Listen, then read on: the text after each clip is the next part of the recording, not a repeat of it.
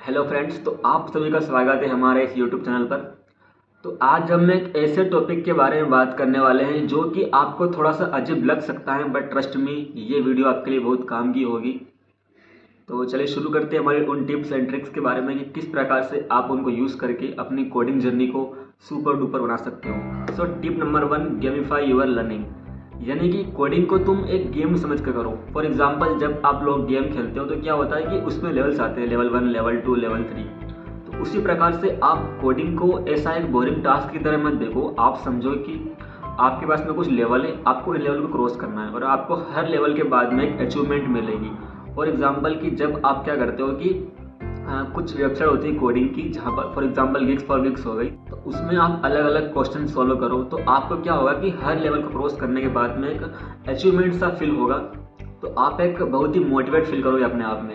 And अब बात करते हैं हमारी दूसरी टिप्स की ओर। तो सेकेंड टिप्स है कोड विद फ्रेंड्स। आप क्या कर सकते हो कि कभी कभी क्या होता है कि अकेले कोडिंग करना थोड़ा सा मोनोटोनस हो सकता है, लेकिन जब आप कोडिंग अपने फ्रेंड के साथ करते हो तो क्या होता है कि आपको कुछ नया सीखने को मिलता है। अगर उन्हें कुछ समझ नहीं आ रहा है तो आपसे पूछ सकते हैं, अगर आपको कुछ समझ नहीं आ रहा है तो आप उनसे पूछ सकते हो।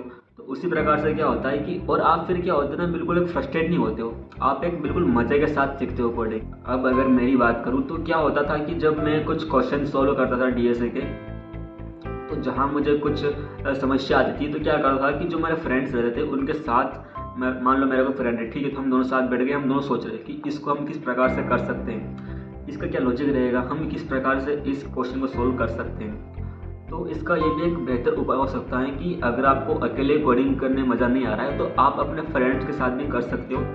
तो ये टिप भी आपके लिए बहुत काम की होने वाली है।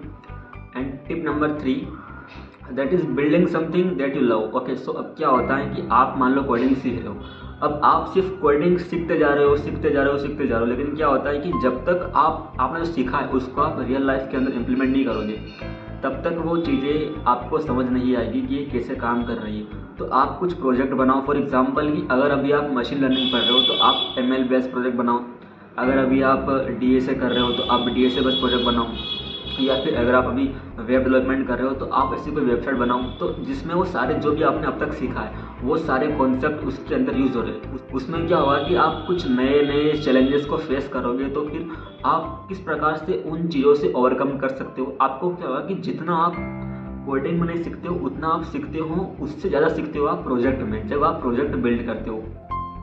सो मेक श्योर कि आप सिर्फ ऐसा मत करो कि आप सिर्फ कोडिंग सीखते जा रहे हो, आपने जो सीखा है उसको आप इम्प्लीमेंट भी करो। तो ये आपके लिए बहुत काम की ट्रिक हो सकती है।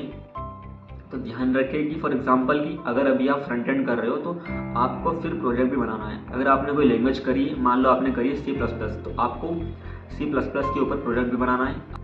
आपको यूट्यूब पर बहुत सारी वीडियोस मिल जाएगी जिसमें आपको बताया जाएगा कि आप C++ का या फिर किसी और लैंग्वेज का यूज़ करके कौन कौन से प्रोजेक्ट बना सकते हो। तो अब बढ़ते हैं हमारे टिप नंबर 4 की तरफ। अब हमारी टिप नंबर 4 है, वो आपको थोड़ी सी अजीब लग सकती है क्योंकि ये थोड़ी सी अजीब ही है, लेकिन बहुत काम की टिप है। क्योंकि कोडिंग जो होती है वो कोई फिजिकल रूप से नहीं कर सकते, उसको हमें करना होता है मेंटली रूप से, ठीक है।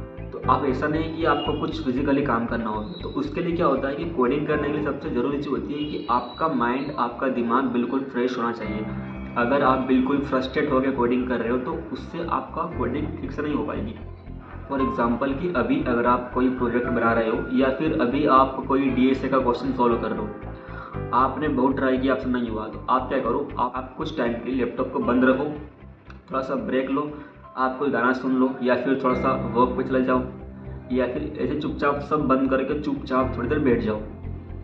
उससे क्या हुआ कि आप, क्योंकि मैं क्या होता है जब मैं कुछ क्वेश्चन करता हूँ, जब मान लो मैं कहीं फंस जाता हूँ क्वेश्चन में, मेरे से आगे नहीं होता है, तो फिर मैं सब कुछ बंद कर देता हूँ, फिर आराम से थोड़ी देर बैठ जाता हूँ, दिमाग पूरा शांत करता हूँ, फिर सोचता हूँ। तो थोड़ा सा बीच बीच में अपने माइंड को शार्प करने के लिए उसको ब्रेक देना ज़रूरी है। आप अगर कंटिन्यूसली करते रहोगे काम को तो आपका दिमाग बिल्कुल एक फ्रस्ट्रेट हो जाएगा।